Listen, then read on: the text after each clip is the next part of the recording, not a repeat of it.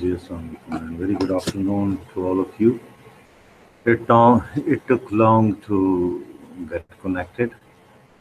Rather, half of the hour is wasted in this idle pursuit of getting the net connection. Anyhow, I have come back, and ladies and gentlemen, my very dear students, the topic that I have selected for our today's discussion, it is technical presentation skill, right? So let's direct start it without wasting further a single minute since we have already wasted a lot of time. So can you people see my screen?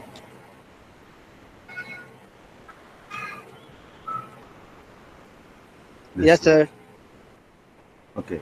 So first thing, first and foremost thing in PowerPoint for the final year project as to know your audience. That is something most important for you people because having the background knowledge of the audience is uh, or can play a role of a catalyst in your presentation, right? So for your final year project presentation, your audience can be your teachers, your seniors, your juniors, your examiners, internal examiner, external examiner, scientists, right, at the same time. And some of the laymen can also be there, right? That may be your parents or friends at the same time, right? To have their knowledge is good so that you may be equally prepared to come up to their level. Then the next thing is when you look at the mental makeup of your audience, next thing is you might find that your audience may be tired, they can read, okay, and at the same time they may have this feeling why they should listen to the things, right? But at the same time, you need to keep this thing in mind.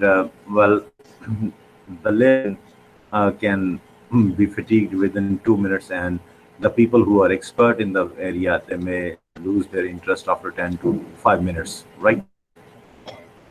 So what things you should do to retain their interest, right? In this thing or in this regard, the thing that can help you to retain their interest is early motivation, right? So keep something with you as a starter that can motivate your audience. Then at the same time, spoil the punchline, right? Start from the results in simple terms so that it may retain the interest of your readers. Then possibly there are some visuals that you can use, right, for your audience so that uh, it, these visual aids can uh, cause or may win the interest of the readers as well. Then try to leave your reader with these thoughts, right? Uh,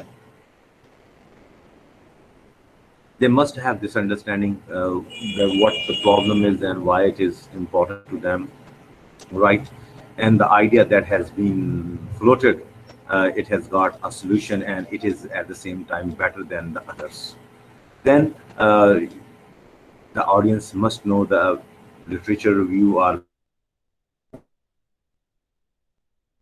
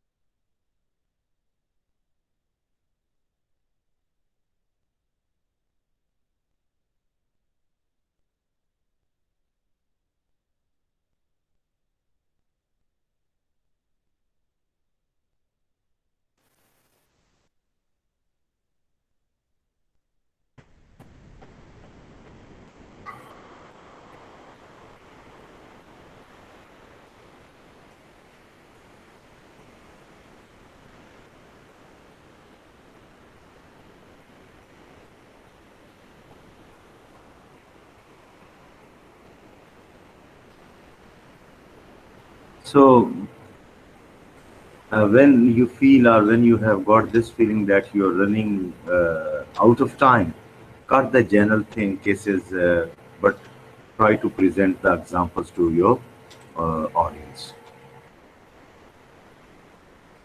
Then the next thing is, right, uh, where were you, right? So you have on each slide a kind of window that can help focus your audience attention the way it is in this box, right? That may have some running kind of running outline there, that may have visual clues at the same time. Then related work, right? Be familiar with all related work. Don't list each paper you read. Merely talk about results that are immediately related to what you did, right? References at the end of the talk are better. They are present in the paper. Then acknowledge the co-authors, the people who have contributed in your research work. Then comes the next thing, the things that you have to add or you don't have to add in your write-up, right? Then present specific aspects that show the meat or the crux of your research, right? Then if you are convincing, right, leave out the rest, the audience will read it from your paper, right? And at the same time, do not fill out your slides with a lot of equations, or do not make them overstuffed, right? Always prepare backup slides to answer questions.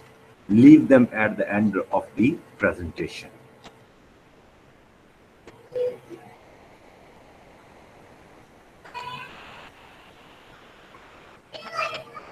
Then comes the skeleton of your research, right? What it particularly includes, or what can make your final project report stand. What is the problem statement, right? First of all, then what motivated you, and what are your goals to achieve this research? What are the relevant literature? What is your key idea and contribution, or what your project has added to the existing knowledge of the industry, or what is your contribution to the existing knowledge, or what is the methodology of your this particular project, and what I just said and what I want to do next. These are a few things that becomes the skeleton of your uh, presentation. Then preparing the presentation or designing the presentation, right? So always keep this golden rule in your mind: less is always more. Fill it in with narration, not words. Use animation sparingly. Use color to emphasize some points, but limit to 2 to 3. Be consistent in the choice and use of color, font size, type, etc. Use slides real estate appropriately. Then this is an example of a bad layout of the slides, right? So as you know that all good slides always contain bullets or points, right? They have got main heading, then one point is discussed, and after the one point there are certain sub points or bullets that are presented, and they can clearly be read and understood by the audience. Then a good font, always use a good and decent font. You can also use different fonts for main points and secondary points. This font is apparently you are viewing is 24, right? For the headings it is 32, and for the main headings it is 44. Use Times New Roman or Arial as a font style for your presentation. This is an example of a bad font style and size, right? Then color combinations. Use font colors that contrast sharply with the background. Blue font on white background. Use color to reinforce the logic of your structure. For example, light blue title and dark blue text. Use color to emphasize a point, but only use this occasionally. This is an example of bad color combination, right? Using a font color that does not contrast with the background. Color is hard to read, right? We call such type of colors dead colors. So do not use them in your PowerPoint presentation. Then background. Always use a background such as this one that are attractive but simple. Use backgrounds which are light. Use the same backgrounds consistently throughout your presentation. This is an example of a bad background where the reader is trying to look at the things, but he is unable to look at or locate them so far. Then the slide distribution or the slide layout for your final year project PowerPoint presentation. Introduction may have one slide, research question hypothesis 1 to 2 slides, literature review 1 to 3 slides, methods and data collection write 1 to 3 slides, data presentation findings results 1 to 5 slides, write conclusion 1 slide, introduction of names etc 1 slide, questions and thank you etc 2 slides, right? So all of them make maximum 15 slides. So you have to divide your entire PowerPoint presentation into 15 slides and more or less, right? But at the same time you have to keep in view the time as well. Graphs, right? So example of a good graphs, right? Good graphs contain right charts, words. Data in graph is easier to comprehend, right? They are easier to visualize in graph, right? Always title your graphs. So how does a bad graph look like? This is an example of a bad graph, right? Then we have got another graph, right? If you can see, this is an example of a good graph that has got some subheadings. Then the things can easily be read, viewed, analyzed, right? Each and everything. Another example of a bad graph is, right, where you find no headings, right? Then you cannot or you find hard to read them anything, right? And the color combination or the color scheme that has been selected, it is at the same time very dead one cannot read or one cannot look at the things throughout them, right? So bad graphs, minor grid lines are unnecessary, font is too small, colors are illogical, title is missing, shading is distracting. Then preparing the presentation, right? Prepare the slides in advance, show them to friends for their valuable suggestion. When you think you are done, read them again. Check all the animations with the sounds on, right? But we are not supposed to be using the sounds on, right? Well, for example, you have used some animations and at the same time the sounds are there, right? But you didn't notice, and when you are performing actually, there might be sound. So for a professional presentation, it looks very odd. Then preparing the presentation, right? For the delivery of the presentation, one thing is a key that you have to keep in mind, that is practice, practice, practice. Give a practice talk to a general audience, give a practice talk to an audience or expert, right? Or at least you can have a dummy audience in front of you and do seek their valuable suggestions, right? And always assume technology will fail you. Have a backup. There might be electricity failure, there might be some problem in the multimedia, so always have some backup with you. Then delivering the talk, be enthusiastic. If you are not, why should the audience be? Make eye contact with the audience, identify a few nodders and speakers to them, speak to them. Watch for questions, be prepared to digress or brush off when irrelevant questions are asked. Point at the screen but not at the computer. Do not read from the slides directly.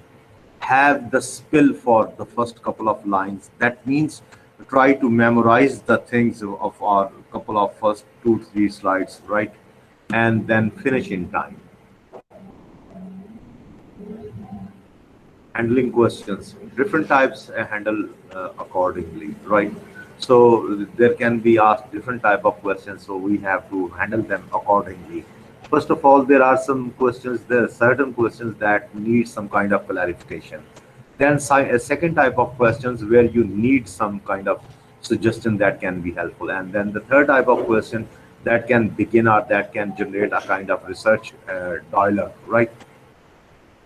And I always assume that your audience are most important thing, and the question they are asking, it is very much valuable and important at the same time.